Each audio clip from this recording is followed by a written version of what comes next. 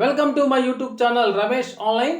Retire అయినా కూడా మరలా సర్వీస్లోకి మార్గదర్శకాలు విడుదల చేస్తూ ఉత్తర్వులు విడుదల రాష్ట్ర ప్రభుత్వ ఉద్యోగులకు మాత్రమే అనే హెడ్లైన్తో ఉన్నటువంటి వీడియోని అయితే మనం చూస్తున్నాం. చూసే ముందుగా ఫ్రెండ్స్ ఎవరైనా ఇంకా మన ఛానల్ని సబ్స్క్రైబ్ చేసుకోకపోతే వెంటనే సబ్స్క్రైబ్ చేసుకోండి. అదేవిధంగా వీడియో మీకు నచ్చినట్లయితే ఒక లైక్ చేసి మన మిత్రులందరికీ షేర్ చేస్తారని ఆశిస్తూ ఇక విషయానికి వచ్చినట్లయితే రిటైర్ అయిన అధికారులను ఉద్యోగులను రాజీనామా చేయాలని ఆదేశించిన కూటమి ప్రభుత్వం తాజాగా మధ్యస్థాయి రిటైర్డ్ అధికారులు ఉద్యోగుల నియామకాలకు మార్గదర్శకాలు విడుదల చేసింది.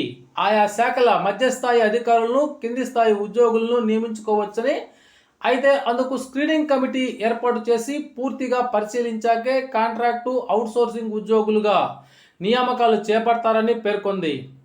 Retired deputy secretary, deputy director, cadre అధికారుల నియామకానికి సిఎస్, ఆర్థిక శాఖ కార్యదర్శి, ఆయా శాఖల ప్రత్యేక ప్రధాన కార్యదర్శి, ముఖ్య కార్యదర్శి, కార్యదర్శులతో కూడిన స్క్రీనింగ్ కమిటీ పరిశీలన చేస్తుందని తెలిపింది.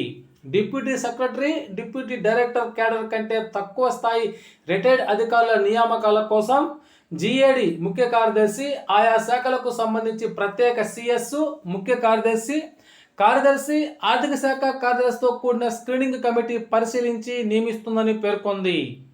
అది ఆమోదించాక ఆయా శాఖలు సీఎం ఆమోదం తీసుకోవాలి.